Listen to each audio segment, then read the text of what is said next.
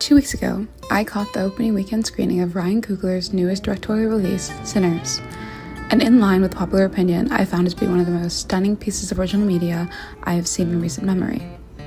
And while I would consider the last half-decade to be somewhat of a horror renaissance, Sinners manages to breathe even more life into a genre that has continued to rapidly evolve and elevate since Jordan Peele's Get Out marked a paradigm shift in the horror landscape.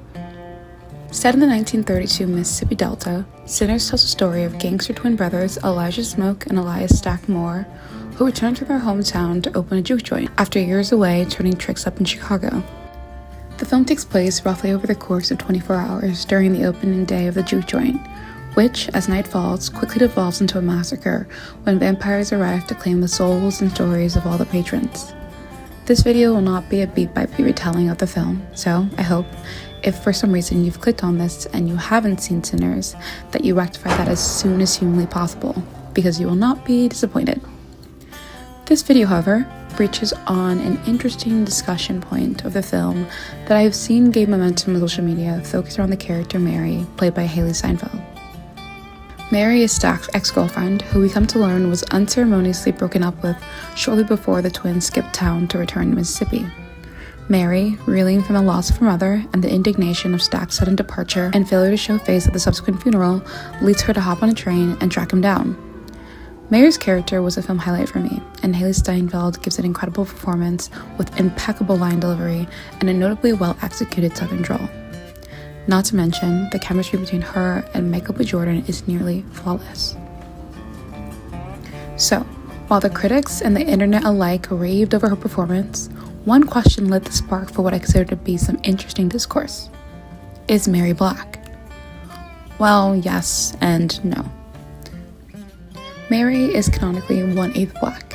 Before her actual genealogical background is revealed in a scene between her and Preacher Boy at the juke joint, the audience is meant to understand that Mary is very much so white passing. When Mary steps off the train in the beginning half of the movie and catches a glimpse of Stack out running errands with Sammy, Preacher's boy, he turns to Stack with a worried expression and alerts him to the fact that a white woman is staring at him, before she ultimately confronts Stack, who seems to already infer who the white woman is in question before he even turned to see her. However, as I previously mentioned, the movie takes place in the Mississippi Delta in 1932, firmly in the Jim Crow era, which enforced racial segregation in all facets of public and private life. Under the logic of the one-drop rule, octoroons, those whose lineage consisted of 1 black great-grandparent and 7 white great-grandparents, in this case Mary's grandmother was half black, were considered legally and socially black, with particular enforcement of the rule occurring in southern states. However, the lived experience of octoroons varied largely based on the public knowledge of a person's ancestry. Someone as white-passing as Mary could in some cases covertly maintain a white racial status and avoid subjugation to the legal and social restrictions faced by Black Americans, though exposure would run the risk of legal and even sometimes violent retaliation. As we learn more about Mary's character directly and indirectly, we come to find that she has been able to masquerade as a fully white woman in Chicago, even marrying a wealthy white man, a union we come to find Stack had some hand in organizing. But also, it is clear that through her relationship with Stack and her upbringing in Mississippi, Mary has lived most of her life in kinship with Black people. When she shows up in town after what we can assume has been many years away, characters greet her warmly. Cornbread can't believe how much little Mary has grown, and Annie, Smoke's wife, asserts definitively that Mary is family when her presence at the juke joint is noted by Remick. The contention around Mary's character and Hailee Steinfeld's casting, who, like her character, is 1/8 Black descent, seems to be founded in 2 points of contention. 1, the feeling that a more Black-presenting mixed-race actress should have been casted, and 2, a frustration at the racial characterization of Mary, and by extension Hailee, as Black, due to how unambiguously white-passing she presents. The discourse around Blackness and who/what makes someone Black in context of lived experience and biological makeup is not new. Black communities have become understandably so more skeptical of those who claim Blackness but possess a more ambiguous phenotype or lack certain lived experiences that are considered foundational to the Black American experience.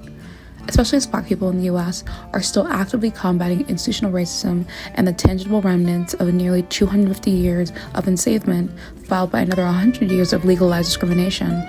And I emphasize on the legal portion of that statement because we all know racism did not end when the ink dried on the Civil Rights Act. When cultural appropriation is the hallmark of pop culture and Black culture is most lauded when divorced from Black bodies, I can understand why depictions like that of Mary can cause strong reactions.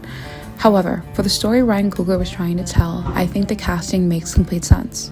Mary's overt ability to be white passing is a part of her character.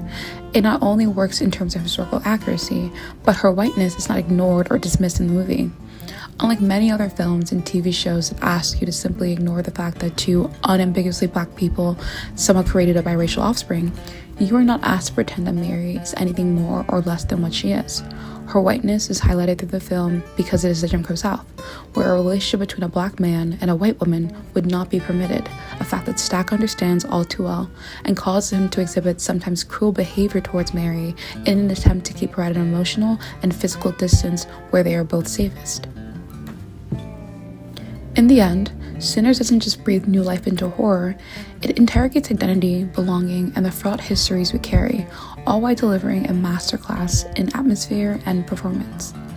Mary's character is a complex entry point into discussions about race, passing, and the sometimes messy boundaries of Blackness in both historical and contemporary contexts. And while the discourse around her may be uncomfortable or even divisive, it's a testament to the kind of storytelling that doesn't just entertain, but provokes. That's what great horror should do. It unsettles us, not only with blood and gore, but by holding up a mirror to our cultural contradictions. So, whether you leave the theater haunted by the film's vampires or by the uncomfortable truth lurking underneath its dialogue, one thing is certain: Sinners is a film that stays with you, and that, in my opinion, is what makes it great.